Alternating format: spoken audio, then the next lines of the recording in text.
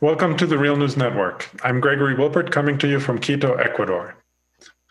Thursday, around 5 a.m. local time in Brazil, following at least 10 hours of debate, Brazil's Senate voted to proceed with the impeachment of President Dilma Rousseff. As a result, Rousseff is now temporarily removed from office, while the Senate holds an impeachment trial that may last up to 6 months. Rousseff says that the impeachment process is an institutional coup and is politically motivated. She has steadfastly maintained her innocence of the charges that she illegally manipulated government accounts to hide a budget deficit in 2014. Also, she has called for mass mobilizations to protest against her impeachment. Her vice president, Michel Temer, who is from the center-right PMDB party and who supports Rousseff's impeachment, is taking over as president today. With us to talk about the situation in Brazil is Professor Alfredo Saad Filho, who teaches development economics at London University and is the author of The Political Economy of Brazil. Thanks for joining us, Alfredo. Thank you, Greg. So let's focus first on who's taking over now in Brazil. Who are the people? Initial reports are that his cabinet is the first entirely white male cabinet in a very long time. From what you've been able to see, who are the people who are now taking over the government of Brazil? You're absolutely right. The cabinet is completely white, completely male. It is made up of center-right politicians, and in some cases quite far-right politicians. Most of them, with very small number of exceptions, are millionaires. Most of them have been in politics for a long time, and they are aligned in the aspiration, the goal of containing and, if possible, reversing some of the social, economic, and political gains that were achieved during the PT administrations of Lula and Dilma Rousseff. So during the discussion, that is the debate for her impeachment, almost all of the senators were arguing on economic grounds for why Rousseff should be impeached. Very few of them even brought up the charges against her. I don't want to say that this is really their main reason for impeaching her, but obviously the economic situation in Brazil is something that people in Brazil are concerned about. What would you say does the impeachment mean for Brazil's economic policy? What will they do now, that is the Temer government, and what will that mean for the people of Brazil? Curiously, they will not do much more than the Rousseff administration was already pointing towards. You will remember that when Dilma Rousseff was re-elected in 2014, she immediately appointed one of Brazil's biggest bankers as her Minister of Finance and charged this minister with resolving the fiscal deficit problem. The difficulty that the Rousseff administration had and continued to have later on is that they did not have a political coalition supporting them that would allow those policy reforms to take place. The administration was divided between a very strong left attached to the PT and its ideals and its traditional platform, and a very, very strong political right wing connected to big business and to finance. Ultimately, the right wing split out of the coalition and they moved to impeach the president in order to clear the field and have or regain power in the country. So this means that what the new administration is going to impose is a neoliberal adjustment program based on fiscal cuts, restrictions on social security and pensions, new taxes, and essentially measures that Dilma Rousseff was unable to implement, or in some cases unwilling to implement. But this is clearly a radicalization of neoliberalism in Brazil. So, I mean, one of the things that I also heard was that they are planning on cutting back in terms of social programs. So what do you think that this means also for just the situation of ordinary Ecuadorians? I mean, of course, the neoliberal argument is that, they're going to get the economy going and this will improve the lot of the poor. But given from what you know of the Brazilian economy, what do these cutbacks actually mean? It will be very difficult for the government to cut its way out of the current recession. This is virtually impossible. The Brazilian economy is in a very deep hole. This is the most severe economic crisis since records began. It's a deeper crisis than the one after the 1929 global crash. The Brazilian GDP contracted by almost 4% last year. It's likely to contract by just as much this year. The government hopes that by setting the example and imposing fiscal cuts and cuts in social spending, it can then motivate capital to invest, both Brazilian capital to invest in the country and foreign capital to come to Brazil.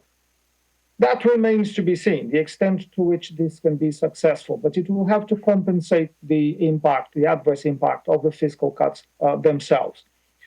The additional difficulty is that the social policy that affects directly the poorest strata of the population, that is around the Bolsa Familia conditional cash transfer program, that is very, very small. Any cuts will have virtually no impact in the fiscal situation or on GDP growth. That the Bolsa Familia program costs less than 0.5% of GDP. What would make a difference is an attack on pensions. And the new government is already looking at that, initially attempting to raise the minimum age for retirement. And at a later stage, we will see other measures in that area as well. That is expensive for the federal government, and they will want to look at this. Uh-huh. Well, taking a step back a little bit in terms of what led to this crisis, obviously there are economic factors. And one of the things that you have argued in the past in some articles that I've seen is that this is connected to a turnaround in the economic situation of middle-income countries more generally. Can you explain to this? I mean, how is the economic situation in Brazil related to the larger economic downturn globally for middle-income countries? What are the factors, and what has that meant concretely for countries such as Brazil? If you look at the economic situation in all the middle-income countries, they are all uniformly having difficulties of different kinds. Russia's problems are connected to the declining price of oil and gas. Problems in Argentina are slightly different. But again, Turkey is in trouble, and India has a completely different kind of economic problem. But all of them are having difficulties because the global economy is very adverse. There is no engine for global growth at the moment. The US economy hasn't recovered as expected. The European economies and Japan are essentially lying dead flat. And China has been reducing its rate of growth. In the case of Brazil, the declining growth rates in China have been particularly problematic. China is now Brazil's largest trading partner, and Brazil inserted itself in the global division of labor as a provider of basic commodities to China, particularly iron ore and soya grain. So Brazil felt very strongly the global crisis that so far in the last decade has continued and rolled on, and it has felt again the impact of the deceleration of growth in China. So the Brazilian economy at the moment does not have a strong external engine. When President Rousseff, during her administration, was unable to transmit or transfer the engine of growth to domestic investment, that meant that the country lost its internal engine of growth as well. What the current government will attempt to do is to restart the domestic engine of growth through investment. This is what I'm not sure at all that they can achieve in the time frame that they have got. First, elections in October this year at municipal level, they matter, but not so much. But in 2018, presidential elections, in which Lula can run again for the PT. This is the big battle that is taking place in the background at the moment. Can the Brazilian economy restart growth before Lula becomes an unbeatable candidate for the presidency in 2018? Yes, that seems like a key question. And just very briefly, in the little time that we have left, I mean, one of the things that obviously Dilma Rousseff was trying to do was to bring Lula back into the government by having him be in charge of her cabinet. That plan basically fell apart when the impeachment moved forwards. But let's say if she were to defeat the impeachment, or if Lula were to be reelected, what do you think an alternative strategy would look like for Brazil that could lift it, so to speak, out of its economic troubles that it's currently in? I think it would be very difficult for the PT, even if led by Lula, to resolve these problems, these economic problems, because at bottom the difficulty is political. The difficulty is that big capital, finance, agribusiness, they have all broken away from the PT. And effectively, in the past year or so, the Brazilian economy has been living through an investment strike. There has been no investment for political reasons, because capital does not trust the government and wanted the government to go. They have achieved that. And if Dilma Rousseff, by some miracle, managed to win the process in the Senate, which I don't think she will, and she came back to power, she would face this problem of lack of conditions to govern, because she does not have the support of parliament, and lack of conditions to restart economic growth, because she does not have the confidence of capital in Brazil. I think it is much more likely, as a scenario for the next few months, that there will be increasing persecution against Dilma and against Lula, and they both might end up in jail on trumped up charges, just in order to keep them out of the political scene. Oh.